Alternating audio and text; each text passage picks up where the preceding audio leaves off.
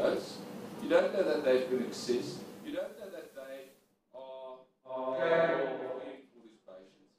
I mean, and the warning signs were already there. She knew of all the institutions that warned them. There's dangers on its way. But still, and again the minutes show, that she said, we will go on, no matter what. And I suppose she has reconciled herself with the consequences. She should have foreseen it, and she said, we are going on, no matter what. That was her instruction. And she could not dispute that, because the minutes was quite clear. In respect of Dr. Manamela, once again, judges, she had direct knowledge of what was happening there. She had direct knowledge. We know from the evidence of Mrs. Jacobus that she said, just issue the licenses, sort it out. They knew. They said, well, send the patients there. We will assess them, and if needs be, we will then transfer them. But even those assessments did not take place. They knew that it might be required that these patients need to be assessed, and we need to determine whether or not these NGOs can treat and look after them. But they didn't do the follow-up. And when she says, I did not know what to expect, I couldn't have wished for their deaths. I didn't know the NGOs were not good enough. Should that be believed? Justice, we know that disputes of fact are treated with three distinct issues. You look at credibility, reliability, and probabilities. And I submit that she was not a credible witness. The evidence that we tendered that she knew was reliable, and the probabilities is just against her version that she did not know.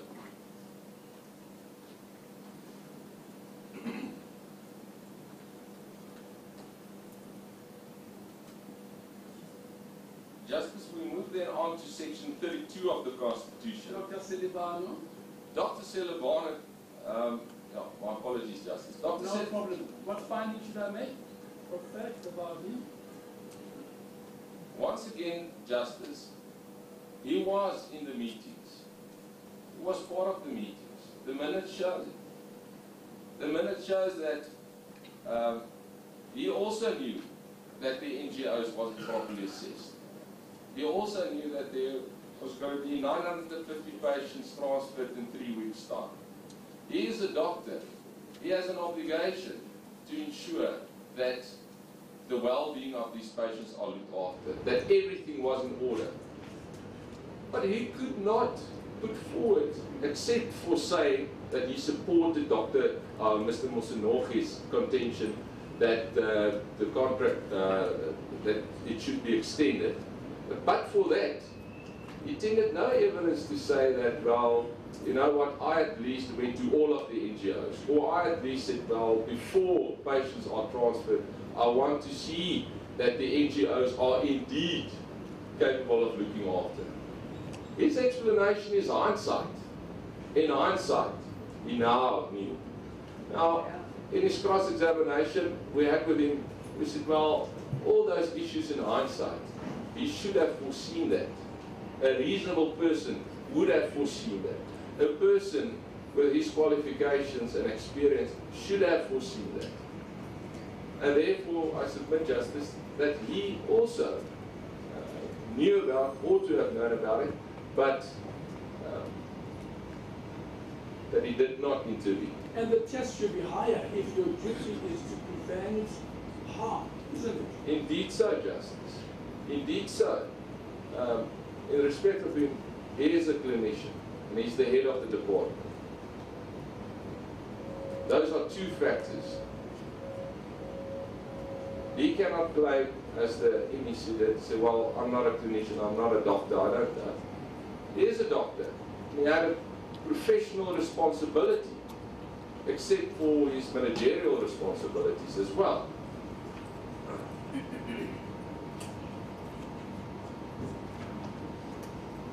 Justice, then, if we go to section 32 of the Constitution, which recognizes that everyone has the right to access to information held by the state, I would like to refer to the Ombudsman's report at page 50 thereof, where he makes the following comments.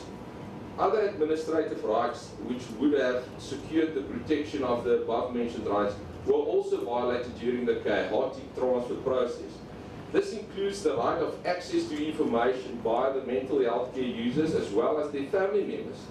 The notion of the right of the affected people to free, prior and informed consent in a participatory process of consultation before the policy decision for transfer were taken was violated at different stages of the implementation process by the department. The basket of administrative rights also provides that states must ensure accurate and accessible information is provided about service options and that non-medical approaches are made available while preventing abuse by non-state actors such as the NGOs. Justice, it's a clear contravention of that constitutional right. Further to that, Justice, Section 33 of the Constitution recognizes that everyone has the right of administrative action that is lawful, reasonable, and procedurally fair. Now, if we look at the rationale for terminating the Life Esidimeni contract, it was neither of the aforementioned. It wasn't reasonable, there wasn't fair process followed, and at the end of the day, the family members are still do not have the information. Some of them still do not know what caused the death of the loved one. Is there any doubt that the decision was unlawful? There's no doubt that the decision was unlawful. You mean the one signed by Dr. Sullivan, collectively, individually, I mean, was that a lawful decision? It was not a lawful decision, Justice. And the states have conceded that. And that's not in dispute here. Justice, we briefly turn to Section 105 of the Constitution. In other words, besides, as the point of Council, I think that together, besides the fact that the decision in its implementation violated so many other constitutional protections and other legal protections, its taking itself as an administrative law matter was clearly unlawful. Indeed so, Justice. Indeed so. So do its whole series of consequences, including death. Indeed so, Justice. Justice, my colleagues have also referred to Section 105 of the Constitution. And Justice have yesterday requested what should we make of the ignorance claimed by some of the state officials. I would like to refer you to the constitutional case of Nyati versus MEC of Health. Now the Constitutional Court then, I've quoted the relevant citation in my head of argument, but the Constitutional Court confirmed the following. Certain values in the Constitution have been designed as foundational to our democracy. This in turn means that as pillar stones of this democracy, they must be observed scrupulously. If these values are not observed and their prescripts not carried out conscientiously, we have a recipe for a constitutional crisis of great magnitude. In a state predicated on a desire to maintain the rule of law, it is imperative that one and all should be driven by a moral obligation to ensure the continued survival of our democracy. That, in my view, means at the very least, that there should be strict compliance with our orders. Now, Justice, we have the evidence of Mrs. Jacobus, who said that during this project, there was a lack of moral and ethical consciousness within the department. The Constitutional Court goes further. It says that the state's functions is to execute its duties in terms of the relevant legislation. The failure of the state to edify its function about the very legislation which governs their duties is unacceptable.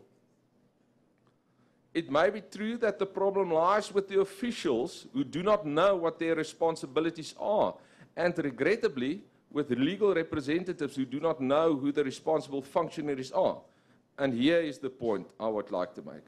However, this ignorance is no justification for their failings. It may explain the cause of the problem, but it constitutes neither a good excuse nor a justification thereof, and cannot serve to protect the state from being held responsible. True. And therefore, Justice, this ignorance pleaded is no excuse by these officials. Yes. State officials' conduct and its lawfulness and justification is judged objectively, isn't it?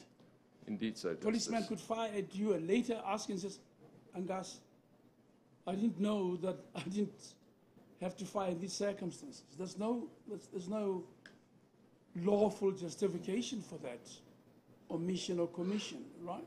Indeed so, Justice. So the test is always subjective, and Nyati just reminds us that state officials must act lawfully, and the mere ignorance can never withstand a proper claim against the state or against themselves.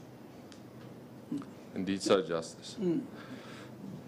Justice, I've referred to the case of Brimmer versus Minister of Social Development in respect of the right to access to information and the importance thereof. And I'm not going to quote the Constitutional Court in respect of. But here that right was totally negated by chaotic management of this project, isn't it so? Indeed so, Justice. You could never know who was where, sent where, and that is why so many other mental health care users can't even be traced. So the one end is having access, the other is just keeping no proper records, and therefore denying access. That's exactly so, Justice. Justice, in respect of, we've argued that constitutional damages is threefold. It's to compensate the individual and place that individual in the position he or she would have been in was it not for the infringement. It's to vindicate the constitutional rights, and it's to deter future infringements. Now, Justice, I would like, and I think it's common cause that maladministration has been one of the causes of this great tragedy. And as alluded to by the Minister, perhaps even corruption. I'd like to refer, Justice, to the matter of MEC for Health, Eastern Cape, and another versus Kurland Investments. It's a 2014 decision. And paragraphs 47 thereof, the Constitutional Court says, corruption and maladministration do not only pose a serious threat to our democratic order, but are also inconsistent with the Constitution, as observed by this court in Sheikh. Corruption is antithetical to the founding values of our constitutional order. Now, the court goes further, and the court quotes from the Constitutional Court judgment in South African Association of Personal Injury Lawyers versus Heath, a 2000 decision, and quotes as follows. Corruption and maladministration are inconsistent with the rule of law and the fundamental values of our Constitution. They undermine the constitutional commitment to human dignity, the achievement of equality, and the advancement of human rights and freedoms. They are antithesis of the open, accountable, democratic government required by the Constitution. And here's the point I would like to make, Justice. If allowed to go unchecked and unpunished, they will pose a serious threat to our democratic state.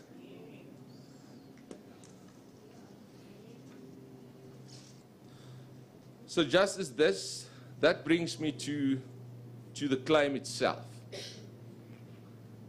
Now,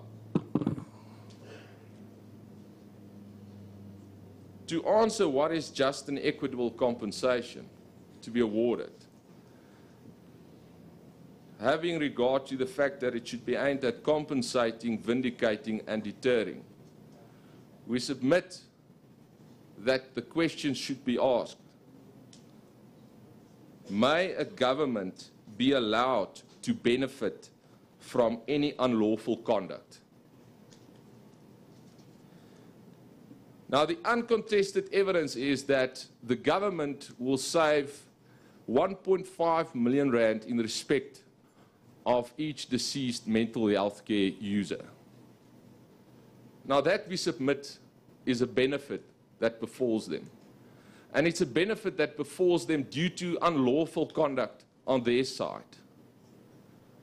And we submit that, therefore, the claim of 1.5 million rand is justified. Because no matter how you look at it, they are receiving some form of benefit from an unlawful conduct. Now, I hear that argument. You had me debate that with your colleague, Advocate Hassan. Indeed so, Justice. It's a bit of a stretch. We'll kill them and then keep the money. Well, the government... And we've saved money because we killed them. And that's indeed so, Justice. But that's the facts before this arbitration. Those are the facts. We heard the actuaries testify that the government will save 1.5 million rand.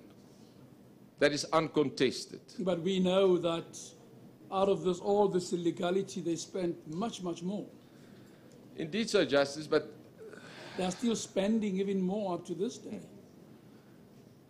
Now... It's not the same thing as saying, therefore, there should be no constitutional damages. I'm just on that narrow platform. There are many platforms you have built up, which are admirable. But on that narrow platform, I'm not sure...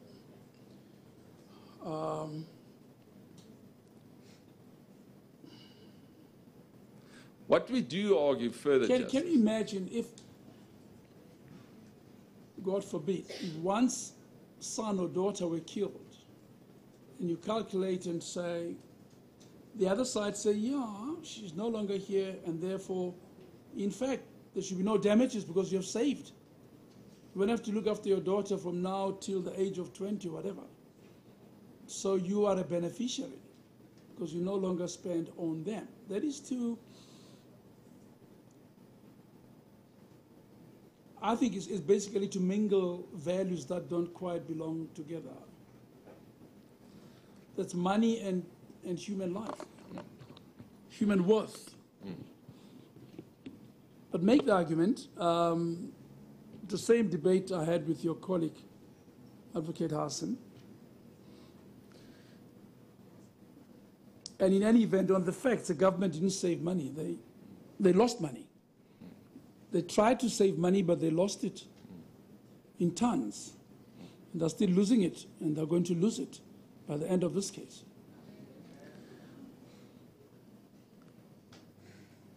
The point that we are making, Justice, is that government cannot benefit from any unlawful conduct. We've established that the conduct is unlawful. And we must determine what is the benefit. And we have presented the evidence that there is some benefit for them. 144 mental health care users at 1.5 million is 216 million rand. Where does it fit into your three planks of argument? That's my... Compensation, vindication, and deterrence. It falls within the bounds of vindication and deterrence. Because a government cannot be seen to benefit from any kinds of unlawful conduct. And I think our Constitutional Court has made that clear. We must act upon any unlawful conduct. So the award in that respect is aimed at vindicating and deterring. You cannot make or you cannot receive the benefit from unlawful conduct. In respect, You'll have to set a factual platform for that benefit. As I've said, the facts show that they lost in the whole enterprise. Well, they went to Esidimeni at even a higher rate for the survivors. They are going to pay compensation now. But the only question is, how do you calculate it? Is that a relevant consideration in determining constitutional damages? But for the death, they would have had to pay, and therefore that's the amount that the deceased family are entitled to. That's the narrow thing that I'm struggling to get my arms around. Well, Justice, I think that's also why we in our statement of claim has suggested and made the recommendation that a portion of that amount should go to the Office of the Ombud to assist him in further investigations of complaints by the public. And I submit that it's within the discretion of you, Justice, to make that allocation and to say, well, the parties have indicated that they wanted to donate money to the Ombudsman. And I think that will assist in bringing back the confidence of the public into the health system. We know that the purpose of vindication and deterrence is to see to it that that award that's been made instills some confidence in the system again. Yes, with that I agree entirely, yes. There are enough, it may be subject to this argument by the state, there are enough factors which point to each of the subsets of reasons for granting constitutional damages. In the facts, there are more than enough. All I'm saying is I don't think we should try and compute it in a way that's suggested. And that is why adjudicators and people who head tribunals and courts are given that discretion to look at the whole basket and say, look at all this, and here are the relevant considerations. Is it appropriate to grant compensation? Is it appropriate to vindicate? Is it appropriate to deter future infringement? To send a clear message and also protect the Constitution and our constitutional democracy. So those are powerful considerations. I think you've done quite a bit in the area. In any event. Thank you, Justice. Justice, the only two further issues at paragraph 30 of our heads of argument, we have set out some guiding principles that we've gathered from the Supreme Court of Canada's judgment, which has also been referred to by my colleague, and we've set out there a few considerations which needs to be taken into account in determining the quantum of the damages which is to be awarded. Yes. I'm not going to belabor that, Justice. Then in respect of the other relief that we seek, we've pointed out that we submit that the government... Those considerations, I must say, are very helpful. Thank you, Justice. Of course, it's page 30, not paragraph 30. Oh, my apologies. They're very valuable guidelines. Thank you, Justice. As most Canadian judgments on their fundamental rights are. Very well. So, Justice, in respect of the other relief that we seek at pages 32, we submit that the government should submit the record of the proceedings, including but not limited to the transcript and video recordings of these proceedings, to the South African Police Service and the SIU to assist them in the investigation.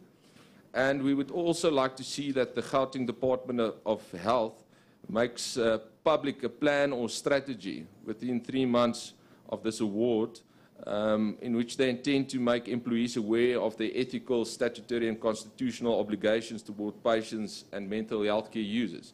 We know that the expert evidence tendered at these proceedings show that there was a lack of ethical consciousness within the department. And we think that such a program will go a long way in ensuring that the department indeed focus and complies with the constitutional obligations and the values set therein. As a last resort, or last issue, Justice, in respect of cost, we've made the argument of cost. We've referred to the... Yesterday, just before you leave that part, which really is a supervisory end of that, I was debating with your colleagues that perhaps we should ask the Ombuds to supervise compliance with each of those subsets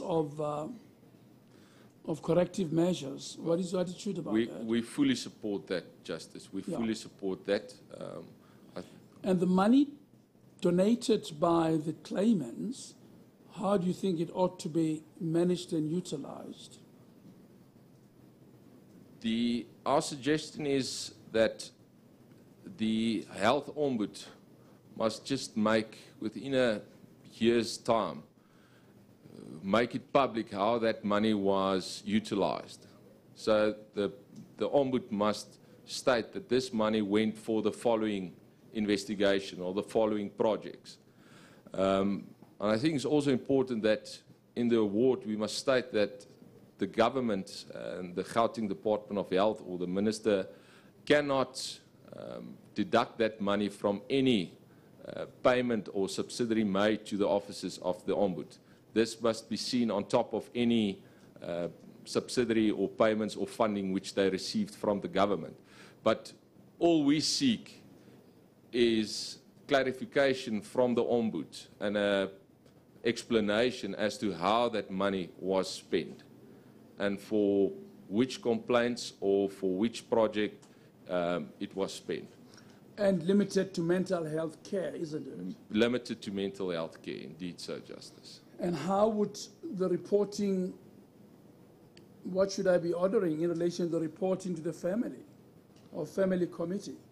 Because it might be a good thing, the donors to be plugged into that fund, at least to get reports on how the ombud enhances his duties around mental health care in particular. How do we get the families to remain plugged in there? Because they are the donors after all. Indeed so, Justice. Well, Justice, on the family committees that's been established, we can identify contact individuals. In respect of the family members who are not part of a family committee or a group, I submit that those individuals' names and contact details be provided to the ombud, and the ombud then, in respect of the clients that we represent, it's four family members, that they be informed of it personally. But we also submit that it must be made public as well. So the ombud must release a statement and indicating that from the donations received from the family members, the following projects was conducted and the following investigations were done, and these were the outcomes and so on, so that we know and the public know how this money was utilized. Yeah, the idea of making it public is wonderful. Finding a way to have the families informed over time, particularly committee or other appropriate structure. Yes, very good. The report, the record you suggest be sent to the police and SIU. National Director of Public Prosecutions? No, or you assume the police will ultimately... Well, just if we can send it to the National Prosecuting Authority, we have no difficulty. We will support such action. So that can be included in that award. Well, that might just bring them into action. Hopefully, Justice. There's much to slip between the cup and the lip. So if we can send it directly to the National Prosecuting Authority, I think that will, in fact, be the best way. Very well. You are going to move to costs? Cost, Justice, the Constitutional Authority, I've quoted it. Justice, we submit that we are dealing here with a constitutional issue. we submit that we have been already partially successful, and we submit that cost should follow, and that cost should be awarded, including the cost of counsel. And subject to any questions from your side, Justice, that is my argument on behalf of our clients. Very well. Thank you so much, Counsel. Thank you, Justice. Much appreciated. And thank you for the heads, which are very helpful. Thank you, Justice. And properly footnoted, and I much appreciate that.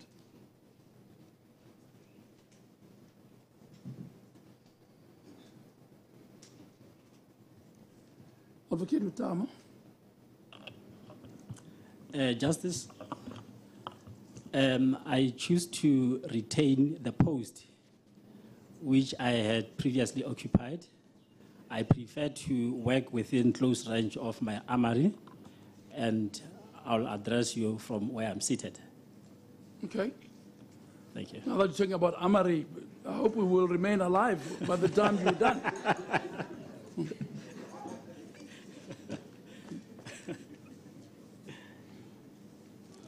Very well, Counsel. You may proceed.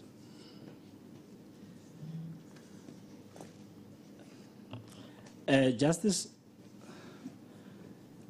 I'm going to first deal with the submissions made by Section 27 and Hatterspiers through their respective counsel on behalf of their claimants. Shall we agree the time? It's 10 to 10. That should take you to 10 to 12. Justice, in terms of time, we are not going to traverse a lot of evidence. I hope that we should be able to complete the argument within the estimated period. Yes. But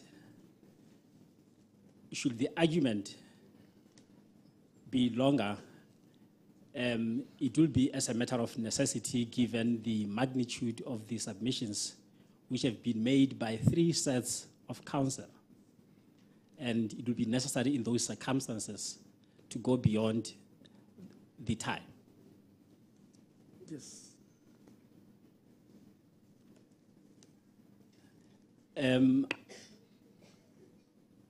I was still making the submission that after I've dealt with the submissions by the claimants represented by Section 27 and Hatterspiers, I'll thereafter deal with the submissions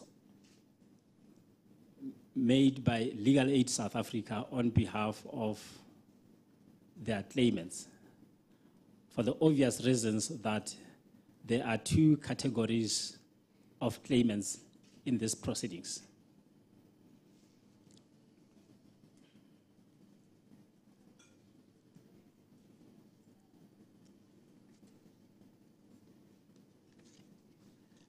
Justice, firstly, I would like to clarify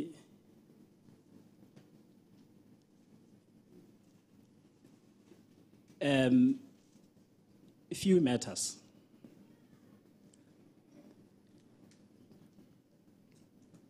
It has already been reported that the issues relating to general damages have been settled. And what the justice is required to do is to consider the claim by the claimants in respect of constitutional damages.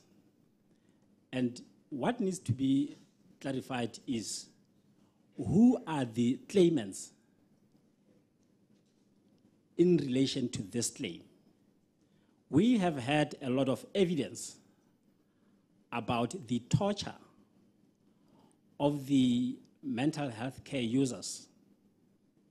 Or like, if I can put it differently, we have had a lot of evidence about the breaches of constitutional rights of the mental health care users who unfortunately passed away.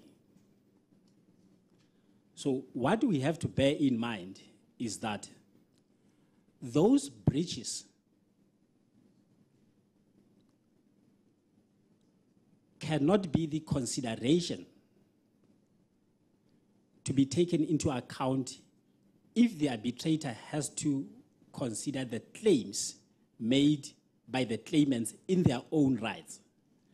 The claims are not on behalf of the deceased mental health care users. The claims are made by the families of those who unfortunately passed away. And if one has regard to the recommendations of the Health Ombudsman, it is quite clear that the issue relating to compensation or equitable redress is in relation to the families. A lot of evidence or a lot of submissions has been canvassed trying to demonstrate how the rights of the mental health care users were breached in order to justify the constitutional claim for damages. And that cannot be the test. If I can just take justice to page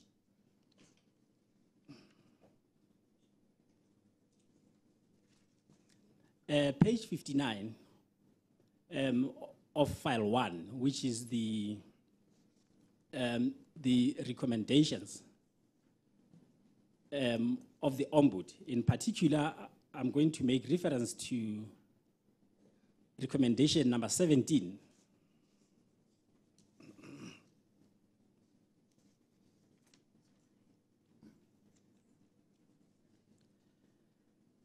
Recommendation 17 reads that the National Minister of Health must lead and facilitate a process jointly with the Premier of the province to contact all affected individuals and families and enter into an alternative resolution process. This recommendation is based on the low trust, anger, frustration, loss of confidence in the current leadership of the in the Gauteng Department of Health by many stakeholders. The National Department of Health must respond humanely and in the best interest of affected individuals, families, relatives, and the nation. The process must incorporate and respect the diverse cultures and traditions of those concerned. The response must include an unconditional apology to the families and relatives of the deceased and life patients who were subjected to this avoidable trauma, and as a result of the emotional and psychological trauma the relatives have endured. Psychological counseling and support must be provided immediately. The outcome of such process should determine the way forward, such as mechanisms of redress and compensation. From the reading of this recommendation, it becomes quite apparent that the compensation that you as the arbitrator has to determine, it has to be compensation of those who have been affected by the trauma. And the Ombudsman clearly makes reference to the type of harm that the families have suffered. What determines the parameter of an arbitration? Isn't it the arbitration agreement? Indeed so, Justice. And what does it say? What does it say? If I can take Justice to the terms of reference. There's just a recommendation from the Ombud. A process starts of arbitration. Indeed. And that process sets out the terms Indeed. of the arbitration. It's an agreement, in other words. That's a recommendation, so let's not get tied up in notes. What do the parties say? Who are entitled to compensation? Indeed so, Justice. If I can refer you, Justice, to the terms of reference which constitute the arbitration agreement, and in particular. And is this point in your heads of argument? Indeed. The point you argue now? Yes. Which chapter is it? Paragraph is it?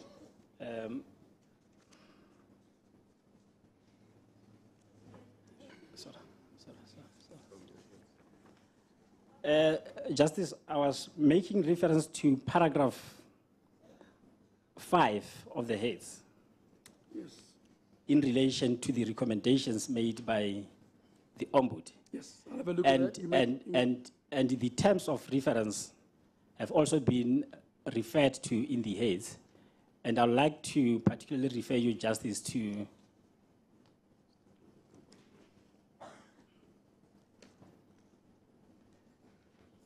the terms of reference themselves, the arbitration agreement. Starting off at paragraph 1. The parties indicated below wish to enter into a process of alternative dispute resolution to provide redress to mental health care users and their families who were negatively affected in the Gauteng Health Marathon project, including the closure of Life Esidimeni mental health care facilities. The ADR is entered into voluntarily and in line with recommendation 17 of the Health Ombuds report, which is the recommendation which I was referring the Justice to.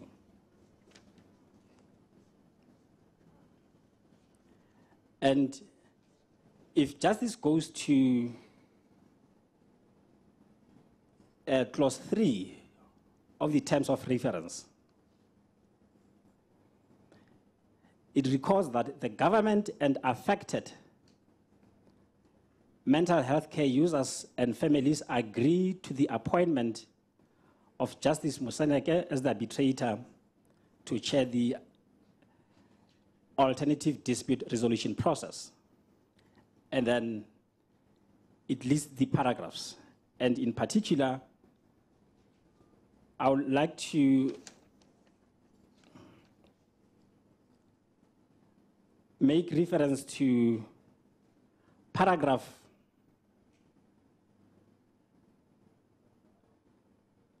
3.4, which reads that the arbitrator shall oversee the completion of redress outlined in 6.3.1 and 6.3.2 and facilitate an aid agreement between the parties on the completion and processes related thereto, and of redress outlined in paragraphs 6.3.3 to 6.3.6.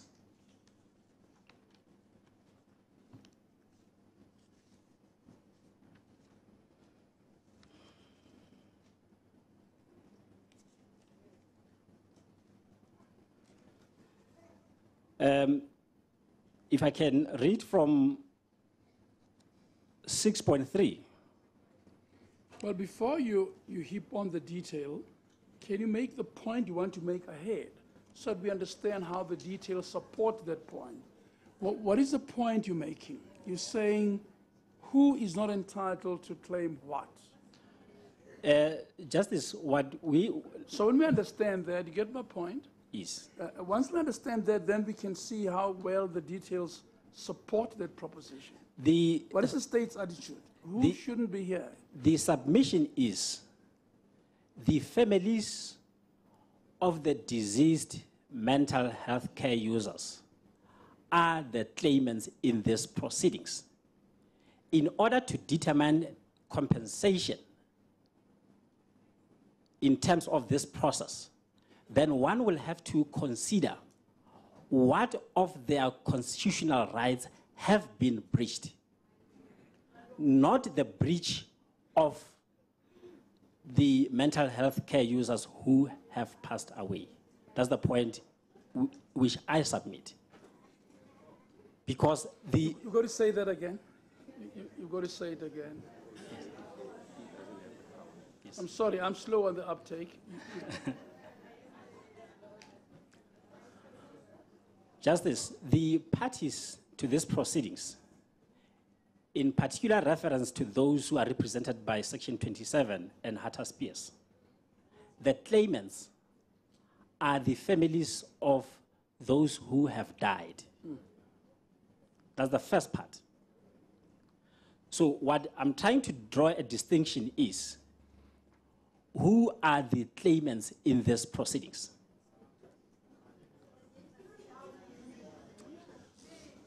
But the agreement tells us that, doesn't it? Yes. The agreement takes time to identify persons who are entitled to claim. So we know who the claimants are. That's correct. So the submission which I am making is, yes, which breaches is the arbitrator supposed to consider in the determination whether the claimants are entitled to the damages? What is your submission? The submission is that the arbitrator should consider the breaches in relation to the claimant's constitutional rights, not the deceased's constitutional rights. That's a startling proposition, is it not? Totally startling proposition.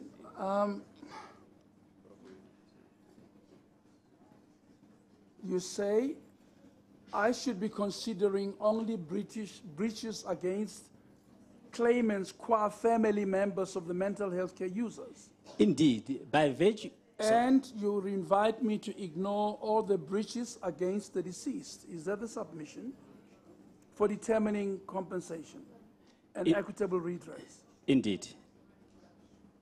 Forget of what?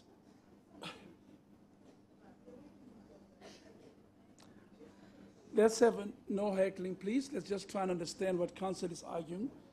You invite me to ignore all the constitutional breaches and torture, the word you used, against the deceased, and consider only how family members have endured breaches. Is that it? That is correct. That is the submission. And that is in line with the recommendation, number 17, which speaks of the trauma and psychological injury that the families have suffered. And whilst I'm still on that point, I'd like to refer you, Justice. But what should be the guiding document here? Do you say that the agreement ought to be forgotten? In the light of the recommendation, parties went into a huddle and made an agreement for this arbitration. But for that agreement, even if recommendation 17 was there, no such process would have happened, isn't it? And in it, the parties took a lot of time to identify, look at paragraph 2, entitlement criteria. Are you saying we ought to debate that afresh? 2.1 says family members of MHCUs. 2.2 says family members of 13 MHCUs. 2.3 MHCUs who survived. 2.4 annexures. Now, what are you saying? By you, I'm not being personal, counsel. I mean, what is the state arguing now?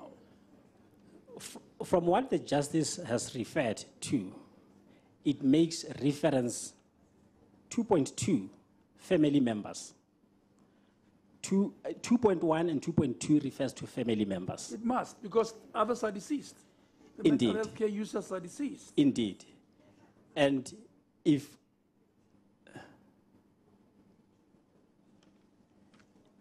I can refer justice to... And 2.3 refers to family members of survivors. Indeed so. So in either case, whether they are deceased or they are in hospitals, is the family members who are acting for and on behalf of the claimants. But you're making a different proposition. You're saying what? You're saying the mental health care users themselves are before me, and therefore what? I'm quite confused about the argument, actually. Just help me understand.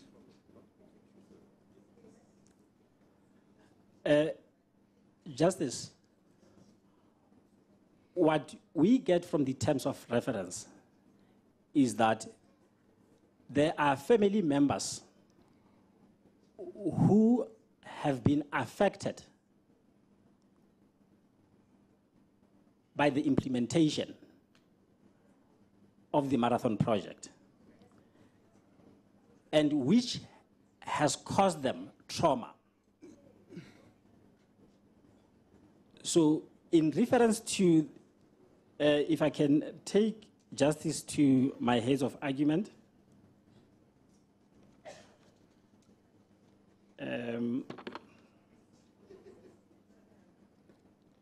page 25, paragraph 45.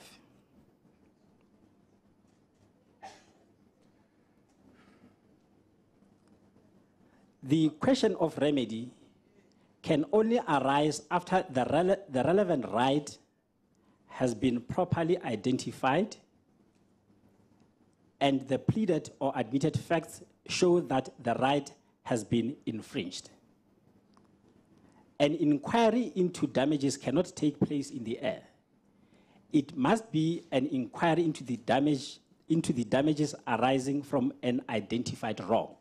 So what I'm submitting is the wrong should be in relation to the family members who have suffered trauma subsequent to the implementation of the Marathon project.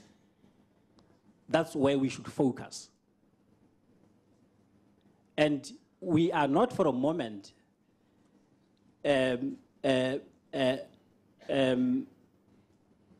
disputing the findings of the Ombud in relation to what the families have went through. So what we submit is we have to consider the trauma that the family had to endure, which will be the basis upon which their claims will be founded.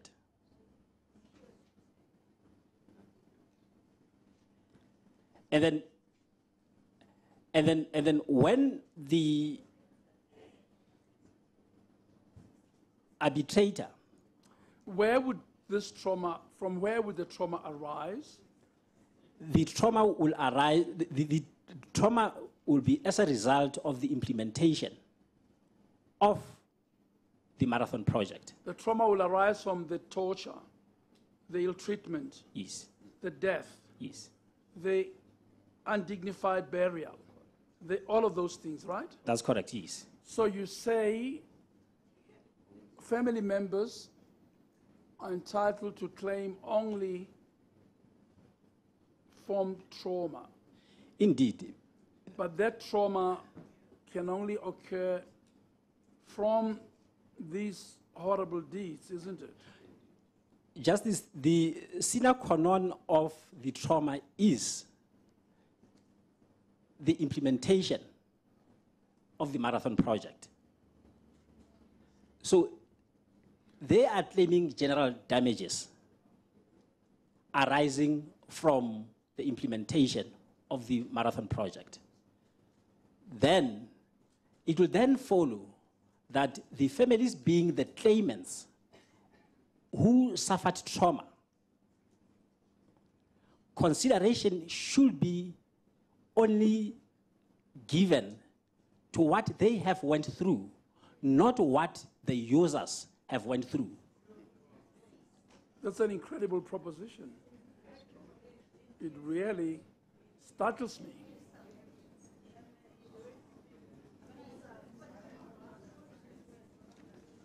Let's see where that gets you to. Do you say I must ignore all the evidence of what happened to the deceased? Justice, I've made my submission that we do not dispute the findings of the Ombudsman in relation to what happened to the mental health care users. That is the first point. That is admitted. And what we say is that in order to make a determination for a wrong, in order to make a determination what right has been breached, which is the basis for a claim, then the tribunal will then have to identify that wrong that has been committed in relation to the claimants. The claimants have suffered trauma. We admit that. And so you say the suffering of the deceased is irrelevant, in essence, that's what you're saying. And you say, therefore, let's offer them 200,000 and it's all fine. We're really talking about the shock they suffered from. Is that the argument? Yes. Yes. And you say, on that argument, there are no constitutional consequences for all of this breach by the state. That's in essence what you're saying. In relation to the families. And will make submissions why, in this instance, they will not be entitled to constitutional damages in the presence of other remedies available at law. My goodness, I'm going to sit and listen. You go ahead. Thank you. Because frankly, let me be frank with you, Mr. Hutama, it's nowhere near what the law of this land is. And you have to persuade me that, in fact, it is. I'm going to sit calmly and listen to you. You saying I must disregard all the evidence that we have been about all this time, because all that families can claim, not in the air, is that they were shocked and traumatized. Stop. And the state is liable only for that. Is that it? That's correct, Justice. And that all of these travails we are about are irrelevant in determining an appropriate redress and compensation. Justice, what I submit is the trauma that they have suffered resulted from what we have went through, trying to identify the wrongs which were committed against the mental health care users. Do you have instructions from the state on this argument? Indeed. Is that their attitude that, yes, that all the deaths are fine and they are gone? All we have to look at is how much did the families cry, how much were they upset, and that's all that they are liable to compensate on. Because that's in essence what you're telling me. If justice permits me to support that submission in relation to case law, then it will become quite apparent why these submissions are being made in relation to these claimants. We'll get to case law. We'll get to case law. I want to understand the basic submissions, and then you can support them with whatever support you require. But I mean, the basic reasoning of the argument that the state is advancing now is the one I want to grapple with and hear. And then you can say the submission is correct because it's what the law says. Ultimately, we have to get there. And for the other category of claimants, what do you say about them? What do I have to consider? Which breaches do I consider in relation to survivors? Well, like I've said at the outset, that the submissions which I'm making are in relation to the other category. Understand, but what do you say? What's the argument? I want to get argument in full. In relation to the survivors, what do you say? What are they entitled to? Well, when I get to that stage, it will become apparent that in respect of those, they are well entitled and they fall within the terms of reference in terms of being part to these proceedings. And the issues of equitable redress and compensation is equally applicable to them. But look at clause 2 of the arbitration agreement. Does that support what you say now? Because that's a starting point, isn't it? Even before we get to any law.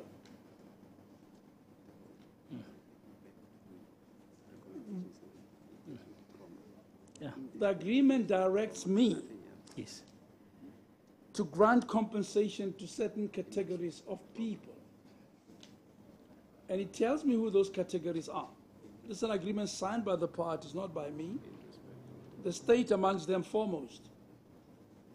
And it directs and says the following groups will be entitled to equitable redress arising from the ADR. Family members of MHCUs who were moved from Life Esidimeni on that date and who subsequently died.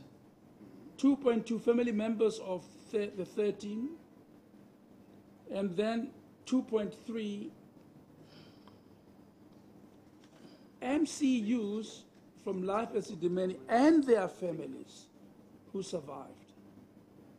Now, who do you say, and you say the latter are entitled to full compensation,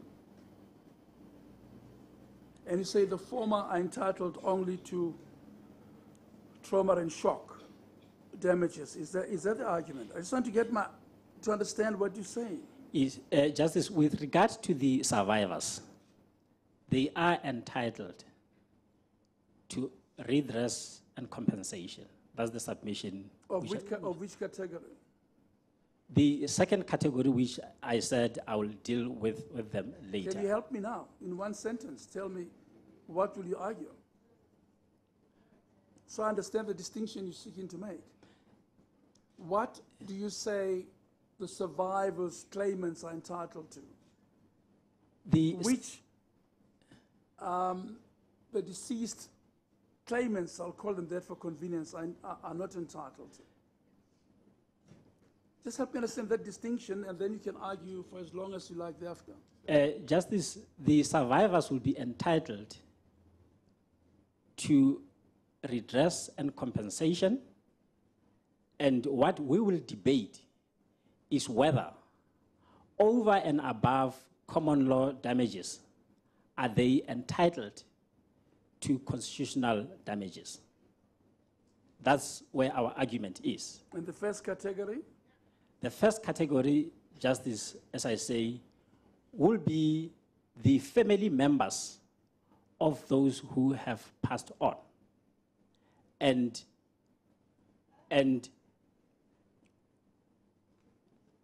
their entitlement for redress and compensation, it is insofar as it relates to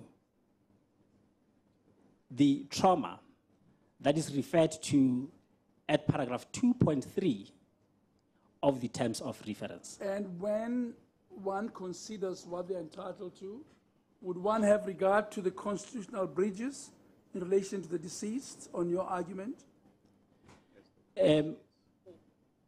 What I submit is those breaches are the basis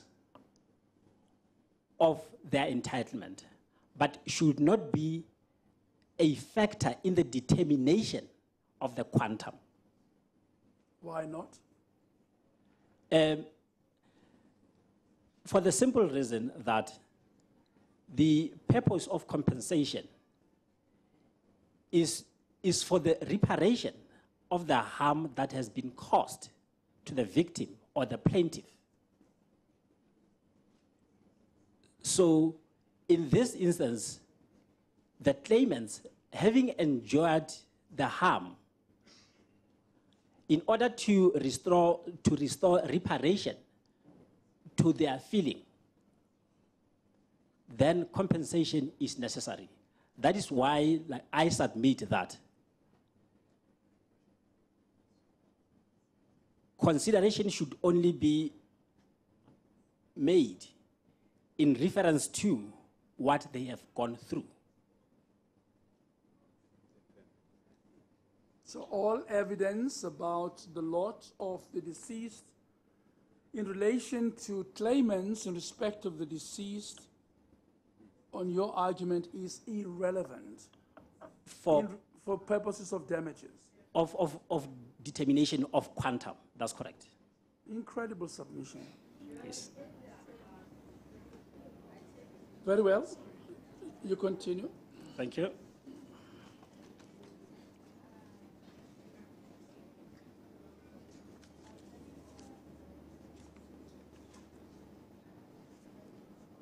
And you say the state is obviously fully au fait with this argument, and that is the attitude of the state on this matter. Yes. Very well.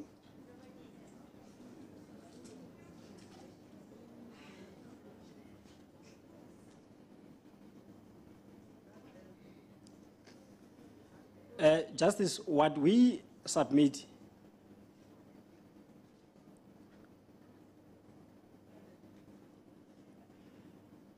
is that these proceedings will have to identify which right of the claimant has been breached.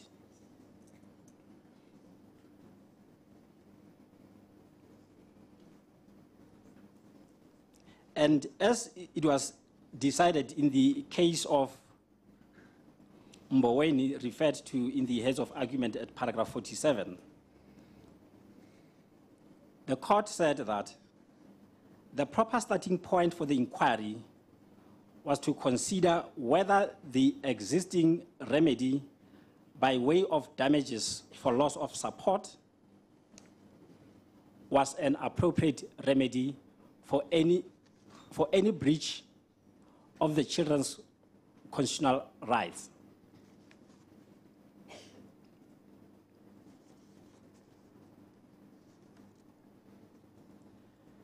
And I've made the submission that...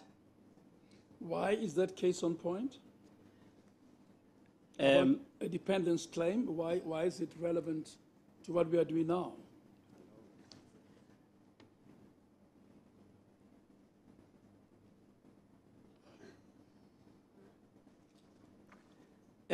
The point which I am submitting is that when the arbitrator has to consider the relief sought in relation to constitutional damages, there has to be consideration whether is there no existing remedy under common law which could vindicate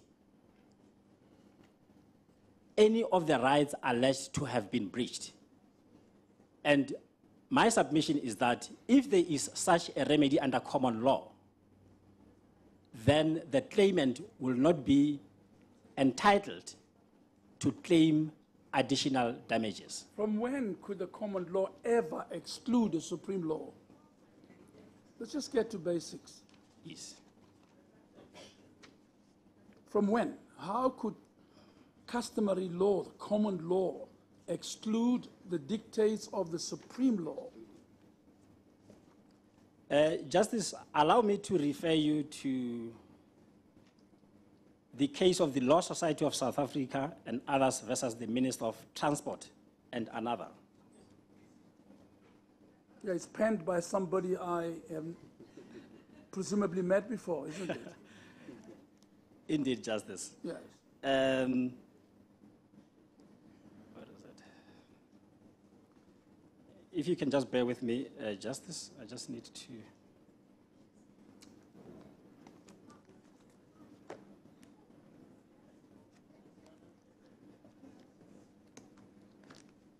The judgment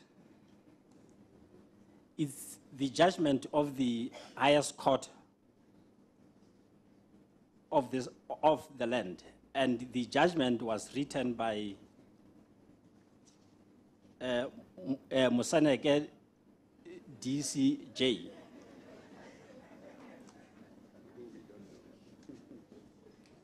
In that judgment, I'm going to make reference to what was held in order to demonstrate the point which I'm making, that if one has remedy under common law, that should be sufficient to vindicate a constitutional right that has been breached.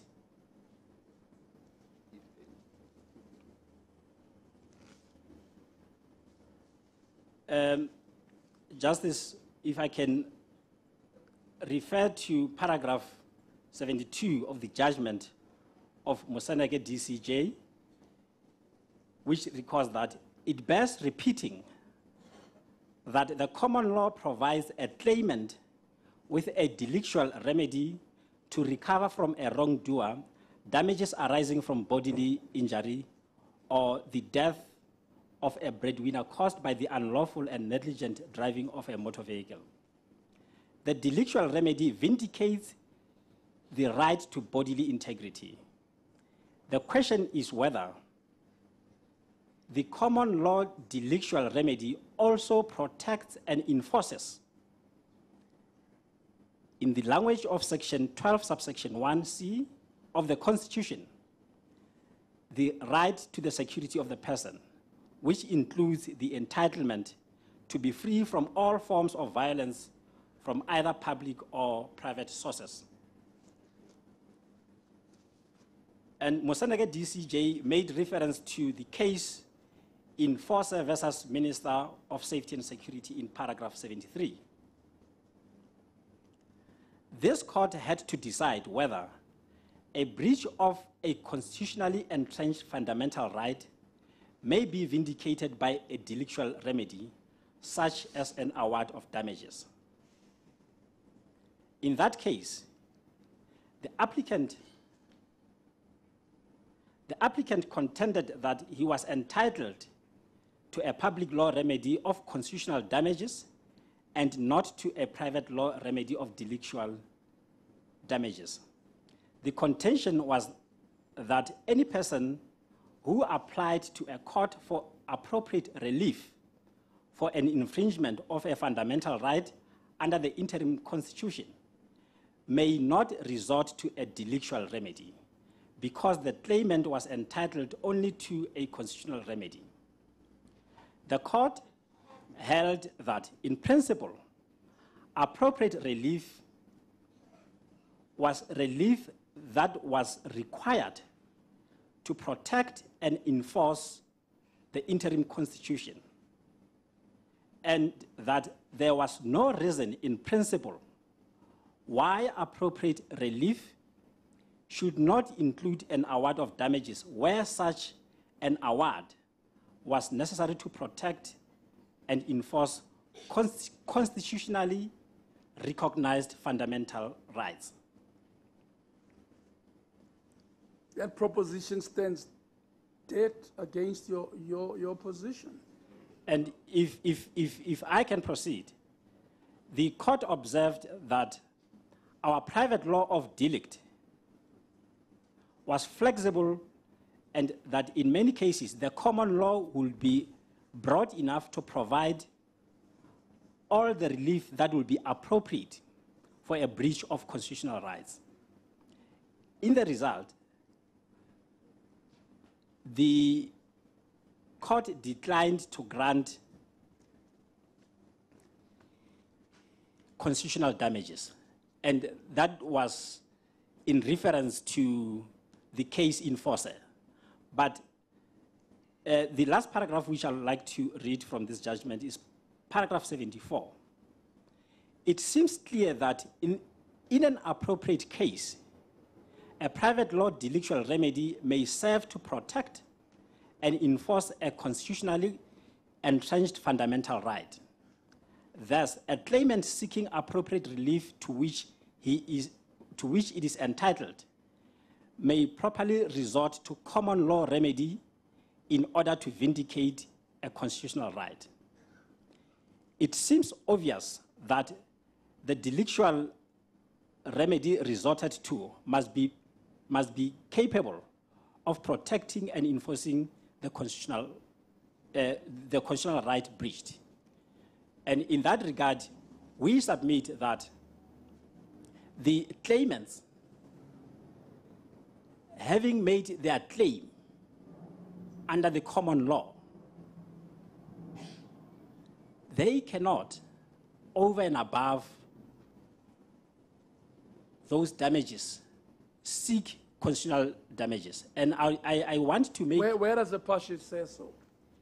Where does the passage say what you say now? Let's take it step by step. Yes. In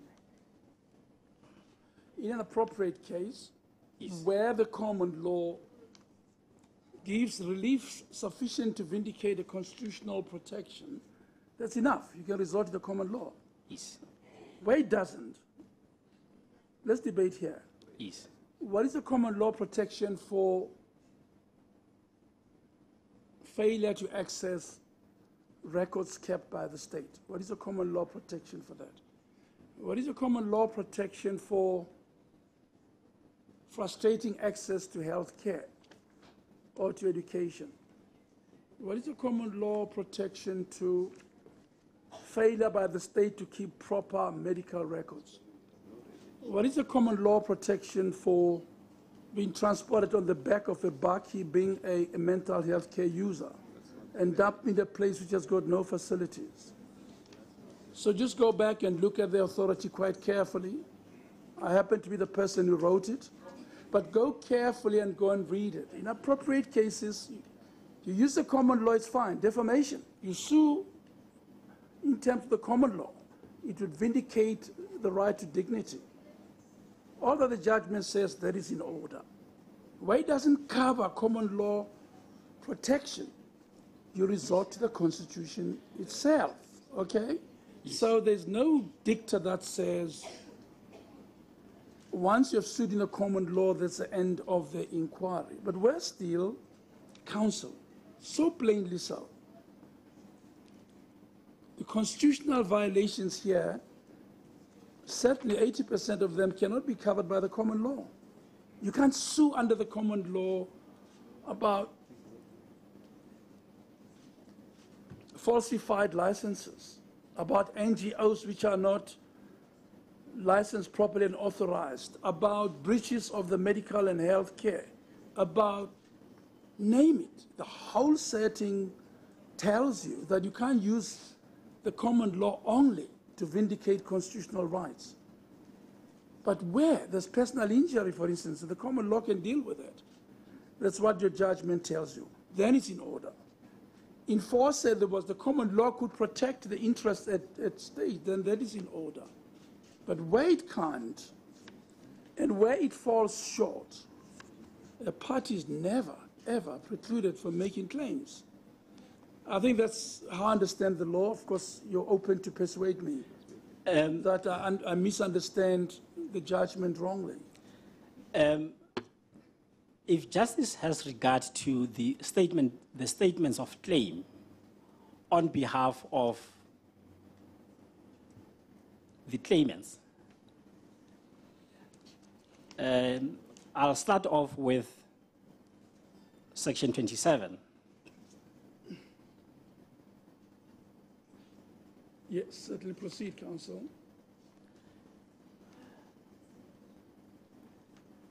The claim is framed as follows.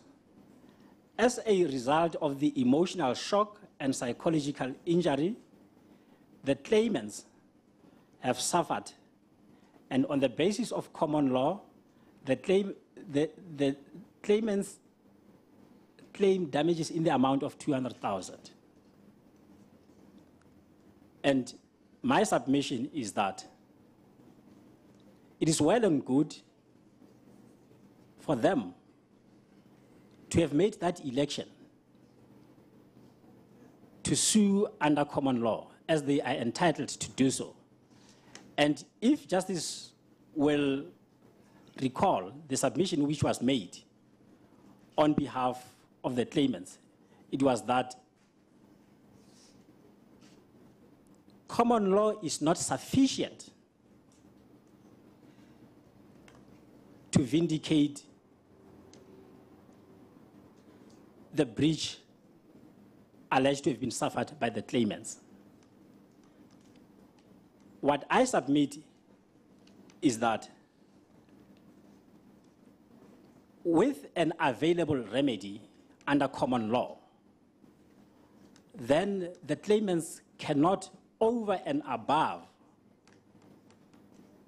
what he may be entitled to under common law, claim additional damages under constitutional claim.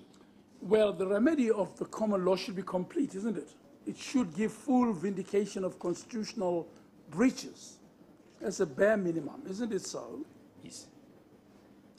The first part, as I read, the statement of a claim is before me. Why can't the claimants claim under B and then claim under C? What in law precludes them from doing so? Constitutional damage as a result of the deaths and the circumstances of the death in the context of constitutional obligations owed to the deceased and the claimants claim 1,500,000 clearly constitutional damages. Why are they not entitled to do that? What is being sought is a claim which comes as a result of the death of the mental health care users, which subjected them to the trauma and psychological injury which I have made mention of, and which injury they have a remedy under common law. Why don't they have a claim that relates to the circumstances under which the deceased died? What law precludes them from making that claim? Besides the first part, I felt terrible, it was painful, I got trauma, stop. And then thereafter, because of the death. But also look at the circumstances under which they died. And I think here too there should be compensation, there should be retribution, there should be vindication, in other words, and this, you know, and there should be prevention. Why can't they claim in the alternative or both claims? What is a legal proposition for them being prevented? Provided they don't double dip. They don't claim for the same thing twice. They're entitled, aren't they? Well, Justice, which is the point which I was making the submission that they cannot, over and above damages granted under common law, and seek to recover damages under constitutional claim. Is that why you quickly wanted them to settle the damages claim? No, Justice. Okay. It was in the interest of complying with the recommendations of the Health Ombudsman. The settlement was done purely in that spirit. You see, the mountain you've got to climb is to show that they are not entitled to claim for constitutional damages. In other words, you've got to show me that their claim is so circumscribed that the common law satisfies the claim fully. Let me put it the other way around, Advocate Utamo. You've got to persuade me that all the circumstances under which the deceased died do not attract constitutional relief. That is the hurdle you've got to go over. By you, I mean the state. You've got to say, forget about how they died. There are no consequences. Forget about the breaches of the Constitution. Ignore the fraud, the improper licensing, the improper treatment, absence of medication, absence of care. Forget about those things. You know why? You're entitled only to the pain you felt when they died. As for the rest, it's none of your business. And none of the Constitution's business. How could that ever be? And that's what you really have got to argue and persuade me on. Well, Justice, if I can refer you to the... In other words, you're really saying this is not a constitutional matter. It's a common law claim. That's really what you're telling me. Dealing with the issue relating to appropriate relief in terms of Section 38, the case in Force Yes. dealt with that aspect to say that one will then have to consider if common law vindicates your constitutional right. That's the first step. And then it is on that basis that the courts have the power to develop the common law if it doesn't suit the circumstances to craft a remedy which will suit the circumstances. If the claim is only a common law claim, then development might arise. If a claim purports to be a common law claim, A, B, constitutional damages claim, you have to develop the common law to adjudicate a constitutional damages claim. If so, why so? One will then have to determine whether claim B, is it one which can be remedied by the common law before you could design any other remedy. No, why so? Why is it so?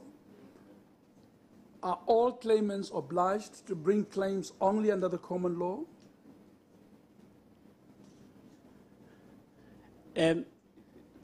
How do you vindicate the right of access to education under the common law? Or right of access to health care? Well, Right of access to information held by the state? A right to administrative justice? How do you vindicate that through the common law?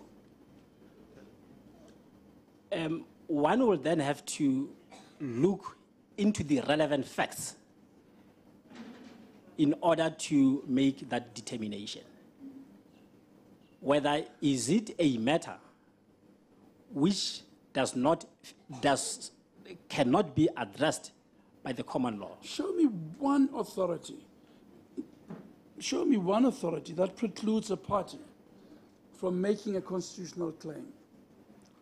If you can And allow that restricts all claims through the common law only. there is another judgment, Justice, Besides the one you've cited. beside the one that I've cited. And read Force again quite carefully. Not even Force precludes constitutional damages. It just says we did not have to reach them because the claim can be vindicated under the common law. In other words, you already have a remedy somewhere else, so we don't have to reach constitutional damages. Yes. And Force goes on, Justice Ackerman and to Justice Krichler, to make it plain that courts have to be innovative. In appropriate cases, they'll have to find appropriate relief. That may include constitutional damages. So I don't know of a judgment that would ever preclude a court from vindicating constitutional transgressions. May I refer, Justice, to the judgment of the Constitutional Court, the judgment which was also written by Moseneke DCJ. It is the judgment in the matter of Dikgang versus Yes. Paragraph 90 of the judgment, it seems to me that the delict of defamation implicates human dignity, which includes reputation on the one side and freedom of expression on the other. Both are protected in our Bill of Rights. It may be that it is a constitutional matter because, although the remedy of sentimental damages is located within the common law, it is nonetheless appropriate relief within the meaning of Section 38 of the Constitution. Going back to Fosse, there's reference to Fosse where it is the justice quoted the judgment in Fosse. In Fosse, the court assumed but stopped short of deciding whether appropriate relief in Section 7, subsection 4, subparagraph A of the interim constitution includes an award of damages where the award is required to enforce or protect rights in the Bill of Rights. The court, however, made it clear, and in this case, reference is made to the Fosse judgment. There is no reason in principle why appropriate relief should not include an award of damages, where such an award is necessary to protect and enforce Chapter 3 rights. Such awards are made to compensate persons who have suffered loss as a result of a breach of statutory right if, on a proper construction of the statute in question, it was the legislature's intention that such damages should be payable, and it will be strange if damages could not be claimed for. And if this can be underlined, at least loss occasioned by the breach of a right vested in the claimant by the supreme law. When it will be appropriate to do so, and what the measure of damages should be, will depend on the circumstances of each case and the particular right which has been infringed. Before I can proceed to paragraph 91. Well, the passages you'd accept, I know pretty well, having written them. But let me make this point. Doesn't that dicta make it quite plain that, can we take a step back? What was the cocoa was whether or not it was a constitutional matter that arose in a defamation claim. Yes. And that passage shows you that, yes, it was a constitutional matter. Yes. Because dignity is protected also by the Constitution. Yes. So the question was whether or not the court ought to hear the matter. Yes. And it is shown that, yes, of course, a constitutional matter, Yes. even though it is couched in common law terms. Now, counsel, just think for a moment about this. Those happen to be cases like personal injury, like defamation, which are rights which coincide with Chapter 2 protections. There are many other transgressions which you'll never find, they were never dreamt of in the common law, which was fashioned in the 15th, 14th, and 13th century. There are many of them. So Chapter 2 is much, much wider than the delicts which were known under the common law. You understand that as a matter of principle? Yes. So those dicta are at pains to tell you there's nothing wrong in principle in awarding damages if there is an infraction or transgression of fundamental rights and freedoms. Yes. Similarly, if you choose to do that under the common law, you won't be non-suited. You won't be thrown out of court only because you've chosen the common law. You need to go past that basic fundamental understanding. Otherwise, we're going to quote very many passages which may not support the proposition you contend for. Yes. What is your attitude about that? As a matter of law, I want to hear your submissions on that. Justice, My submissions are in relation to the nature of the damages which are being sought as outlined in the statements of claim. And what I wanted to point out to the justice, it is the last paragraph which deals with how should the court consider those types of claims. And it has been properly set out in paragraph 91 of the judgment of Moseneke. Which you want me to hear now? Yes. Okay, I'll listen.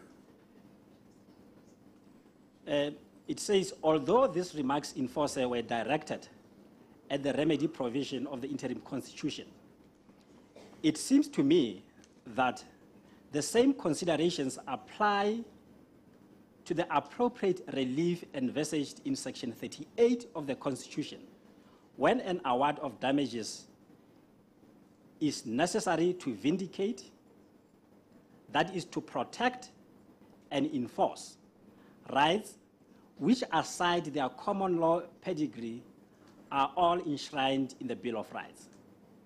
And what is of importance, it is the last sentence.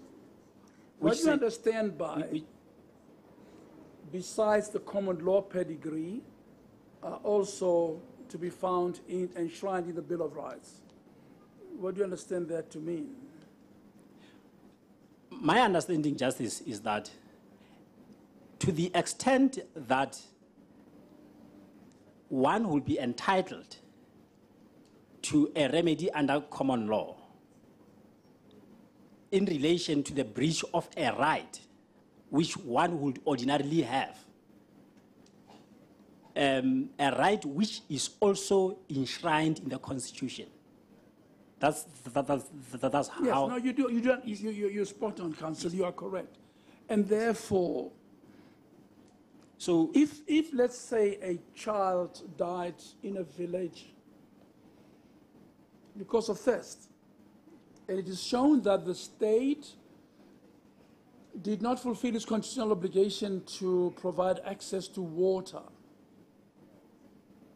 could you file a claim under the common law?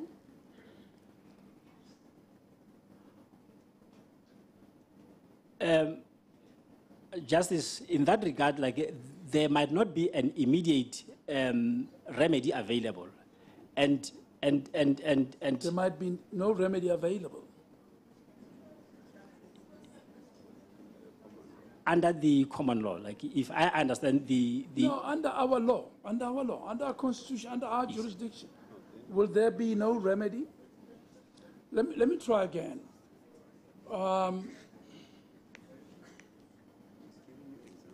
Mrs. Grootboom dies. The law requiring and the court having directed that she must get a home, and the state doesn't fulfill its obligations. How do you couch that in the common law? Is there such a claim under the common law?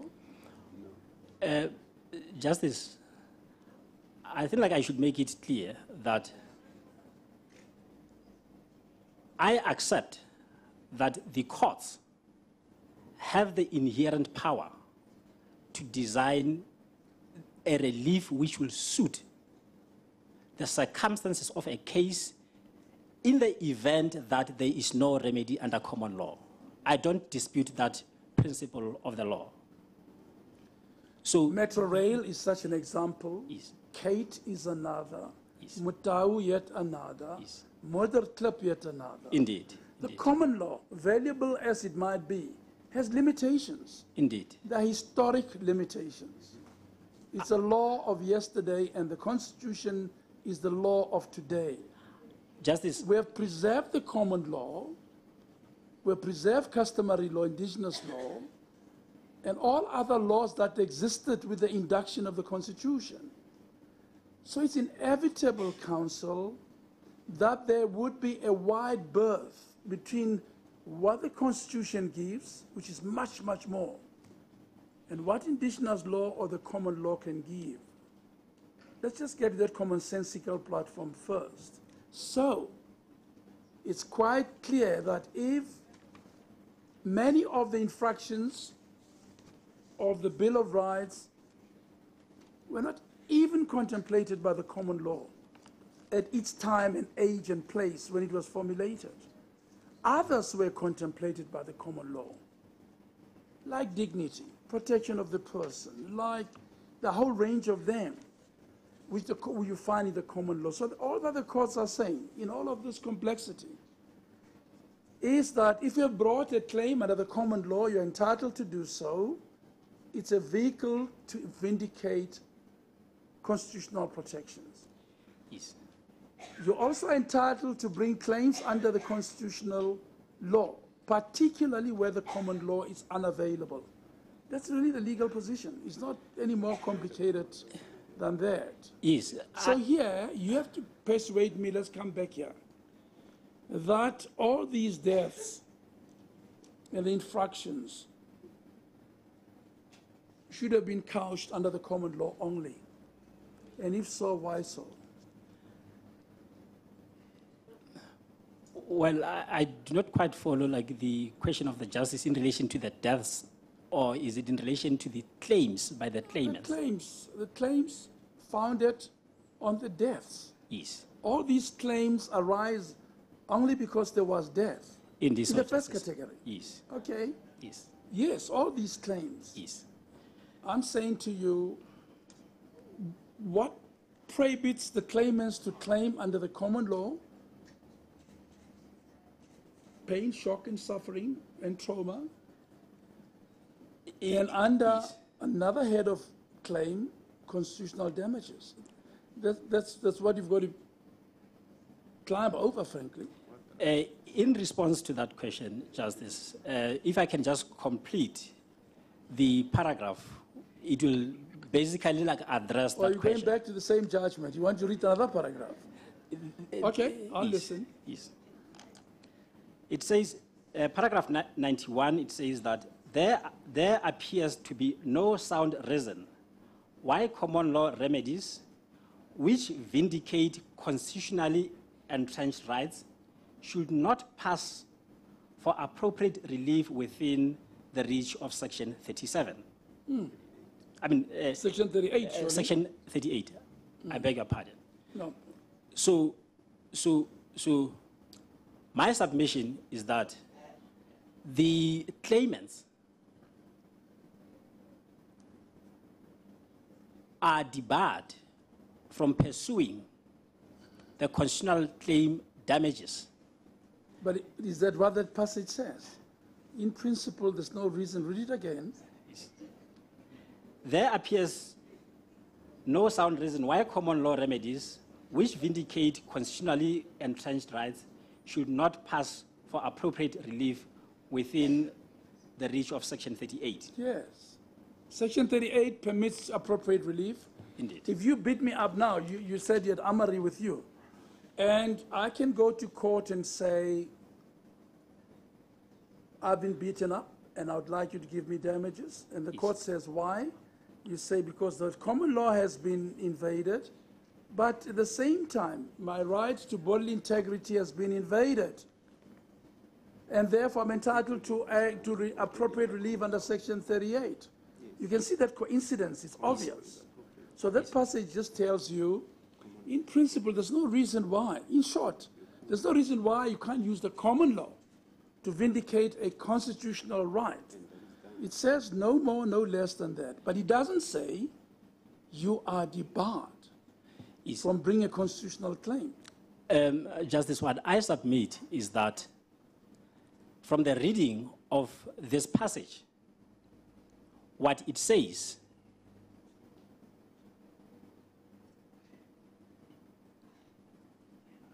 is that common law in this present case yes, will be sufficient, will be a common law remedy will be sufficient to deal with a claim for pain and suffering. And that, in line with this judgment, will pass the test for appropriate relief as contemplated in Section 38. I've tried. You may proceed. And if I can refer to, once again, the judgment of the Law Society, paragraph 22, I'm just going to read from the middle of the paragraph, where the court held that the court should have first considered the adequacy of the existing remedy. If it were inadequate, then it should have considered whether the deficiency could be remedied by a development of the common law to accommodate a claim more extensive than the one for pecuniary loss. And what I submit in that regard is that common law can only be developed in the absence. So what the court says, you must first consider on the existing remedies whether your right can be vindicated. And what I submit is that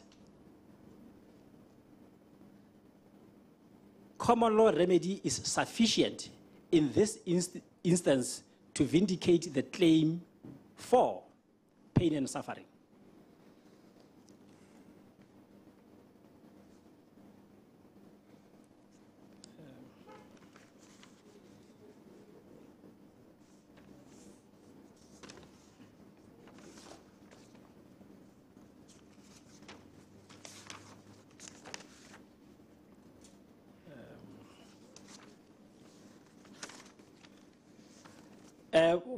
From the submissions which I have made justice is that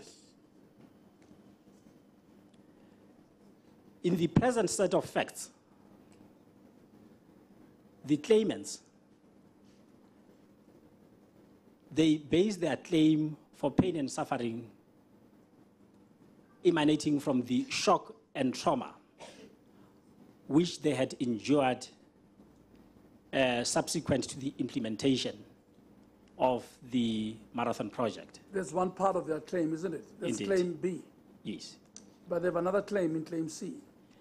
Claim C, if I can.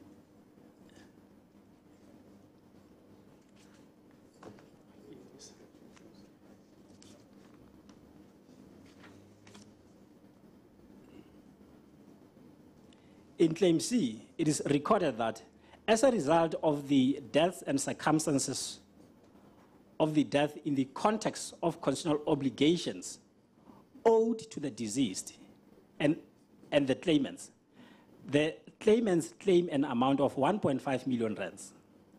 And paragraph 8 deals with how that amount is to be allocated. And the constitutional obligations referred to in paragraph 7 is those obligations which were owed to the deceased and the obligations which were breached resulting in death. And then what we know is that because of the death or the death, the claimants suffered trauma, and which is essentially the basis of their claim. No, which is essentially what you want to limit the claim to. Understand that. I mean, the statement of claim is clear. It's got two parts to it. The claim may be good or bad. Yes. And understand you prefer they have one claim under the common law. They've set out two claims. And you've got to persuade me that nothing of the evidence gets them to claim C. If that same plea by law is precluded and for you to limit that claim to your common law claim, you must, as you have done, invite me to ignore all the evidence about the torture and death of the deceased. That's in essence what you invited me. You say, look only at the pain that the death caused in the hearts of the family members, but don't look at any of the constitutional transgressions, isn't it? Yes. The justice will have to consider what will be appropriate relief in the circumstances of this case.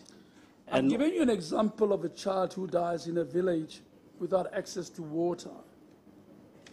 How would you couch that claim?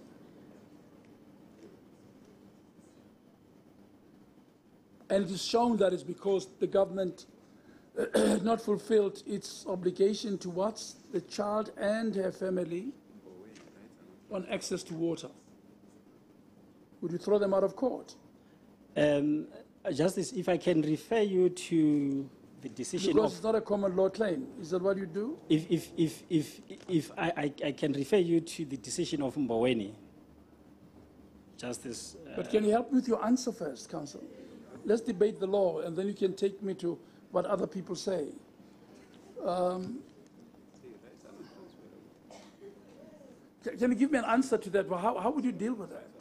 Well, like the short answer to that, Justice, is that the right which a person has as an individual, that right cannot be transferred to another person. That's the short answer to that. What do you mean now?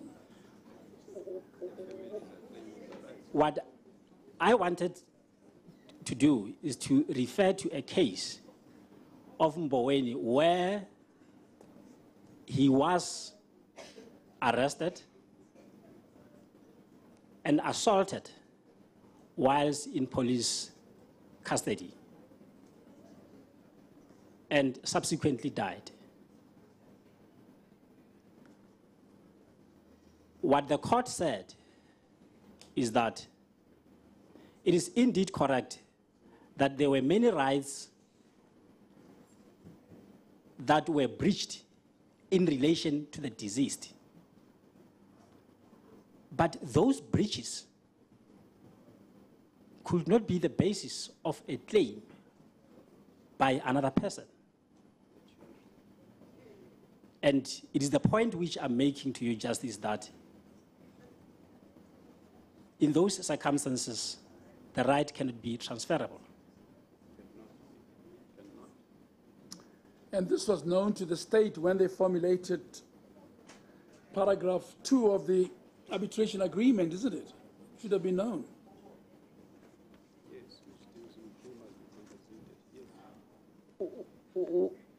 Well, Justice, the focus on the crafting of the terms of reference was to implement recommendation 17 of the... You can't change terms of an arbitration agreement by argument, can you?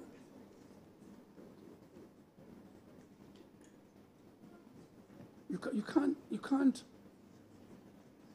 say to parties on the other end, I confirm that you are entitled to claim as a result of the death of the deceased, and then come on argument day and say, in fact, you are not entitled to claim on account of the death of the deceased. Yes. Could you do that? Yeah. From what appears from the terms of reference, the arbitration agreement, is that the claim emanates from the trauma that they had suffered. And I just wanted to take justice to the same judgment which I had referred you to, but the portion which was written by Mokgoro J. And in that regard, I refer to paragraph 69 of that judgment. There's the Koko. That's Dikoko, where justice also penned down a judgment, which passages I had made reference to. Yes, indeed. Thank you. Paragraph 69 reads that the focus on monetary compensation diverts attention from two considerations that should be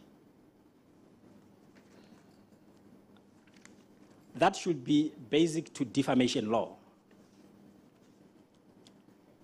The first is that the reparation sought is essentially for the injury to one's honor, dignity, and reputation, and not to one's pocket. The second is that courts should attempt, wherever feasible, to re-establish a dignified and respectful relationship between the parties. Because an apology serves to recognize the human dignity of the plaintiff, thus acknowledging, in the true sense of Ubuntu, his or her inner humanity, the resultant harmony will serve the good for both the plaintiff and the defendant.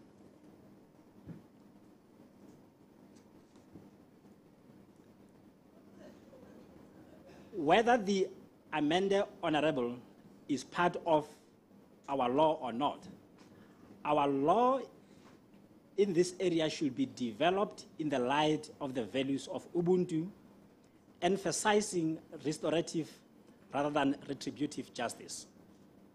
The goal should be to knit together shattered relationships in the community and encourage across the board respect for the basic norms of human and social independence. It is an area where courts should be proactive, encouraging apology and mutual understanding wherever possible. And Justice, as I wanted to address you on the issue of appropriate remedy in the circumstances. Yes. It will be quite relevant, or this passage is quite relevant to the set of facts which we have. The Ombudsman has already reported that there is a low trust which resulted from the implementation of the marathon project. Then we'll then have to consider, in order to fix that, in line with the passage that I've just read, what did the Ombudsman recommend? And the recommendation by the Ombudsman was that the government should take responsibility to engage all those who have been affected.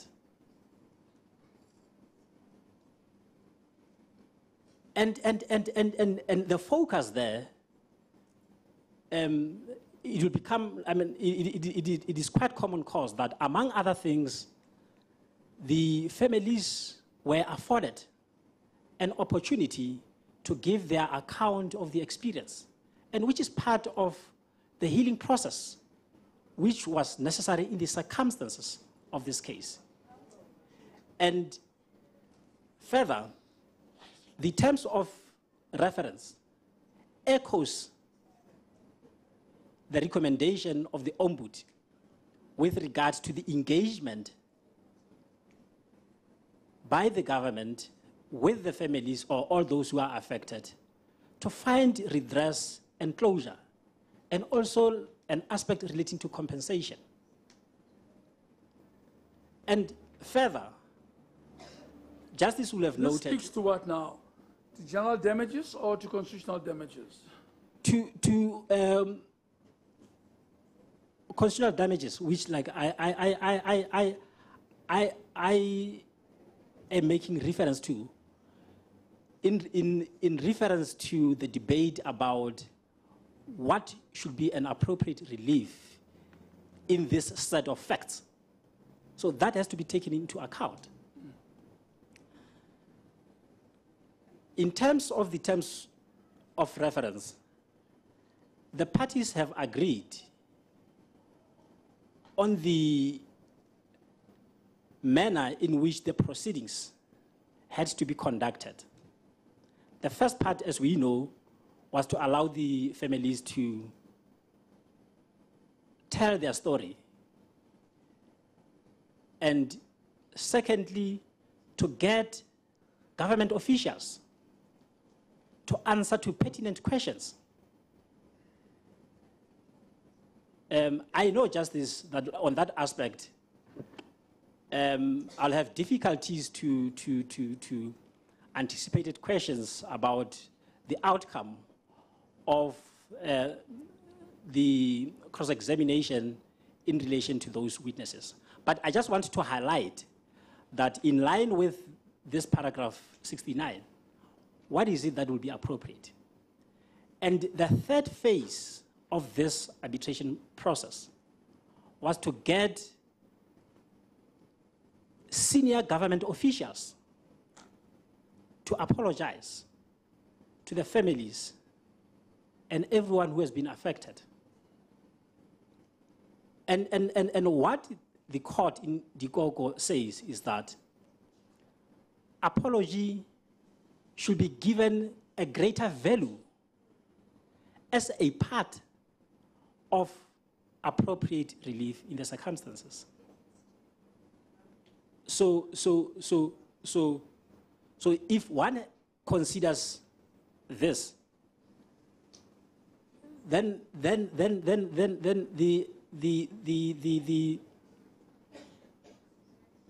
the tribunal should be able to come to a conclusion that its object should not be seen to be retributive of what had occurred. So you're really saying because there were apologies, there should be little money by way of compensation, isn't it? You're really saying that. And it's not a point without some merit that there were apologies and they were anticipated to be an important part. Yes. You had me debate that with Advocate Groenewald. Yes. And Advocate Hassan. Yes, that's a very important part of this process. And that one, shouldn't one weigh that also against just failure to get to the truth? Yes. Justice, there are many factors that will have to be taken into account.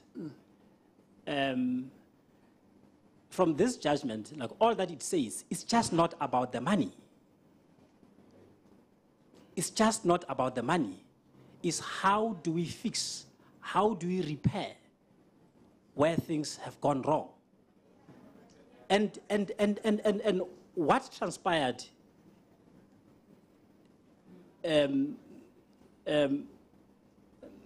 resulting from the implementation of the Marathon project, there's been evidence which was given, which demonstrated what steps the government has taken.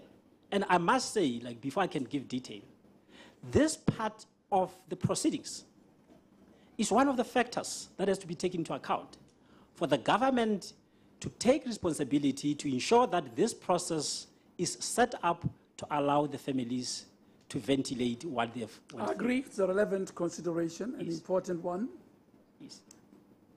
It's a basket, isn't it?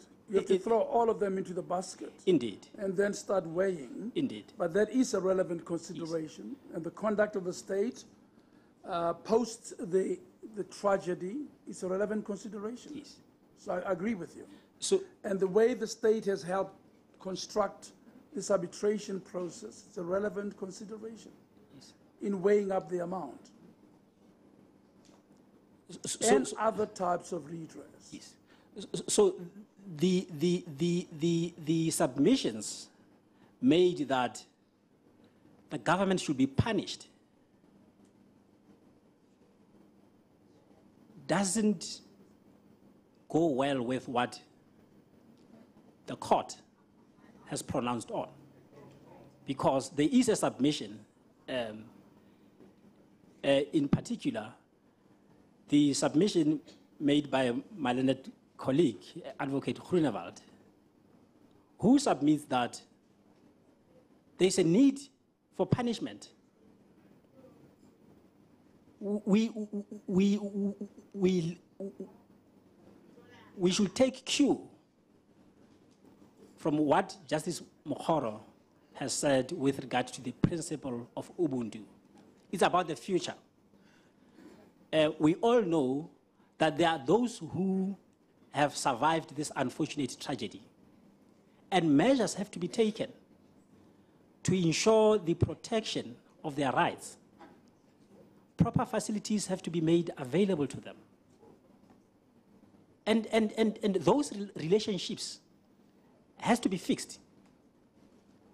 The evidence which has been before these proceedings is that as part of an indication on the part of the government being remorseful and wanting to be accountable for the future, one of the family members who is in the family committee has been co-opted in the Mental Health Review Board, overseeing the rights and the interests of these users.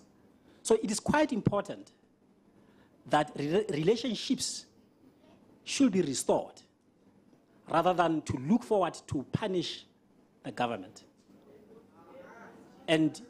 But isn't it a legitimate consideration in constitutional damages on how best to ensure that infringements don't occur again?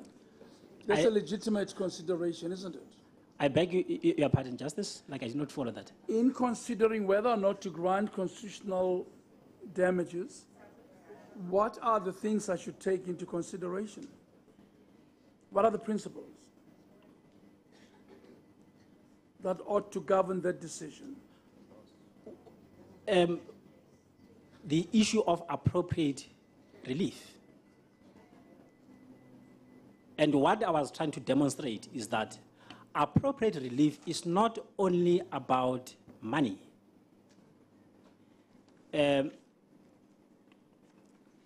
But surely it is about vindicating a right also. Indeed, sir. Indeed. It is about deterrence. You don't want this to happen again, do you? Yes. Yes. And it's preventing future infringements. So those are relevant, they are not the only considerations. Indeed. But do you find wrong in that submission? Well, I cannot disagree, except that, Justice, what I want to highlight is that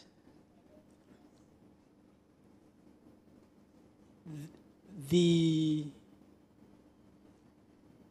proceedings touches many emotions, and it's quite unfortunate that things occurred in the manner that they did. And the object is to try and see how things can be sorted. In the same judgment, Mokgoro at paragraph 75 held that. I think you have to continue to say yes. Mokgoro J. I beg. Justice Mokgoro. I beg your pardon, Justice. Yes. I wanted to say Justice Mokgoro at paragraph 75 wrote, equity in determining a damages award for defamation is therefore an important consideration in the context of the purpose of a damages award, aptly expressed in Lynch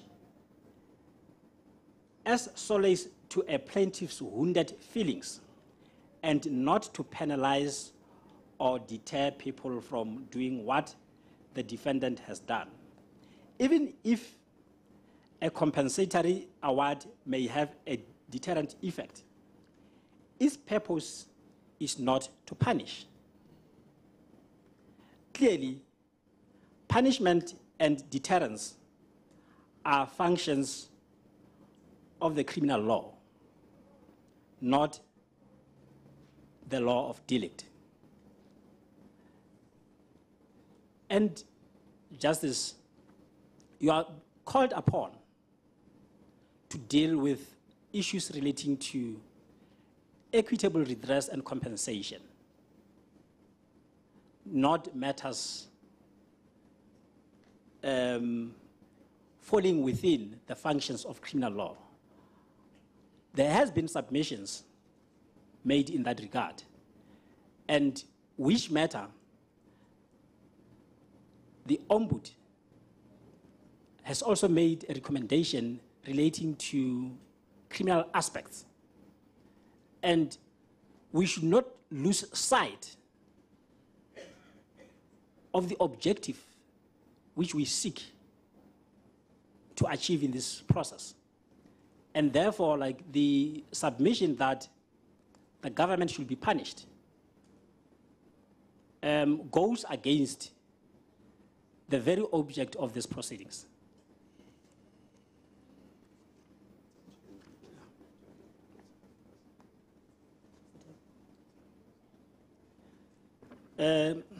Justice, through you, like I'll request that we take a break. Oh, is it that time already? Indeed. And how much more time would you need after the tea break? It's 11:30. So you have been at it for some time, so you'll have to marshal your artillery, or did you say arsenal, in such a way that you get the job done, shall we say, not more than an hour after 12 o'clock. That should be in order, Justice. I think we should finish at 1 o'clock at the latest. Yes. And then have most of the replies coming in from that point. But just keep in mind you have two parts to your argument, and let's get to that and wrap them up by 1 p.m. I'd much appreciate that. Without limiting you at all, Counsel. Thank you, Justice. Thank you. We are adjourned till 12 o'clock.